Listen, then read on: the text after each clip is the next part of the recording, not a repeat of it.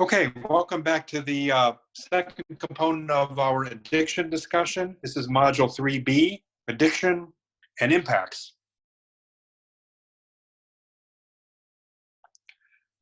The learning objectives for this component are that hopefully you'll understand the impact of addiction on a national level, how serious this issue really is. We'll explore and have a conversation around co-occurring disorders, how addiction is paired with some of the other behavioral health disorders that we talked about earlier, including anxiety and depression, PTSD, schizophrenia, and dementia. And hopefully you'll have an understanding of how addiction impacts health and how it dysfunctionally impacts families. So, as you can see from this slide, addiction truly is a national issue. There are millions of people that are affected, and there's even a sense of mortality around the severity of addiction.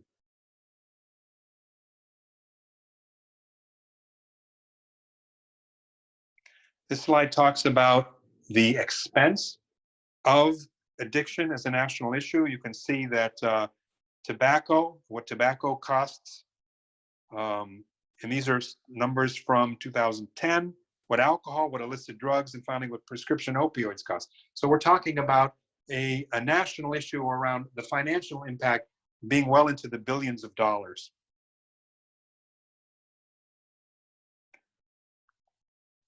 Addiction is part of other disorders or occurs with other disorders, as we were talking about earlier around behavioral health disorders.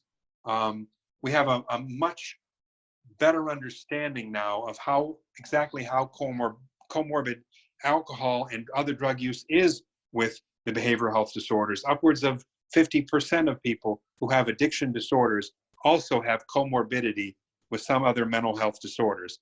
So again, it's important to understand how these disorders impact, how they intersect with each other, and the negative effects that these disorders have on individuals.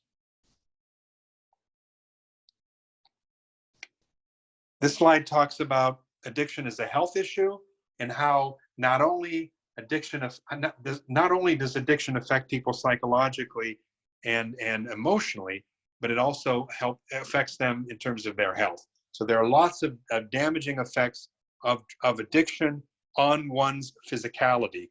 And as you look at this slide, you can see how addiction impacts someone physiologically.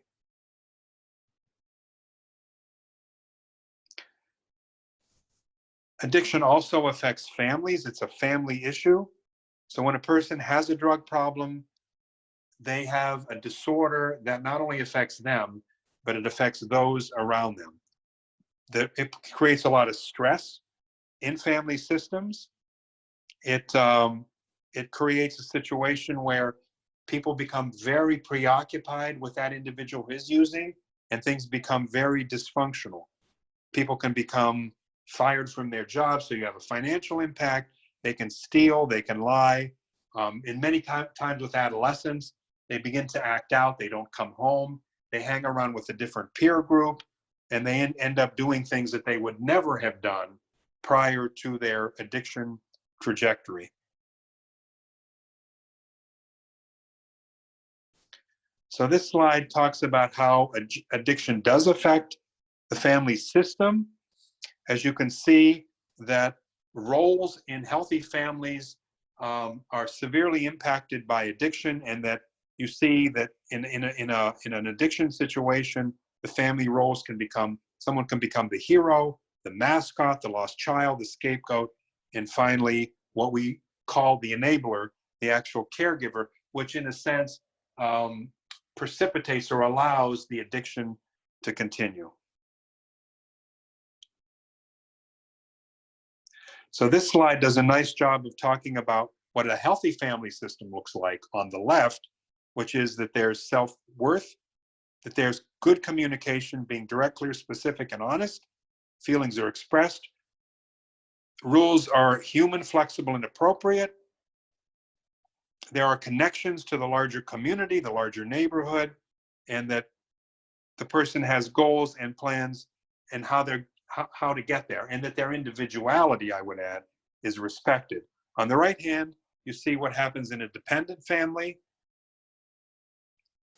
where again, the addiction becomes the focal point, and that there's blaming, there's covering up, there are alibis, there's a disconnect with the larger community, there are family secrets, and people become so dysfunctional in this family setup, in this family situation, that no one really knows what to think or feel anymore.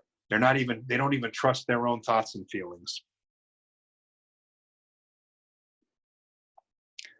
This slide talks about the continuum of care around addiction.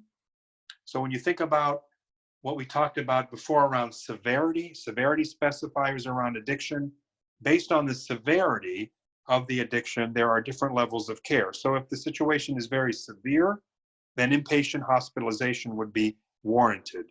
You see, we have inpatient, we have community treatment programs, partial hospitalization, intensive outpatient, where the client would go, say, from 9 o'clock in the morning to 4 o'clock in the afternoon. There's sober housing, there's outpatient therapy, and then finally, there's self-help. And what I would say about self-help is that I have great respect for the value of NA and AA. I think those self-help organizations, which have been around since the 1930s, do wonderful work in terms of providing care to people with addiction. And then finally, we have medication-assisted treatment, things like methadone, Suboxone, and so forth. So there is a continuum of care that really is predicated on the severity of the individual's addiction. So I hope you learned that addiction has a national impact, both psychologically, physically, and financially.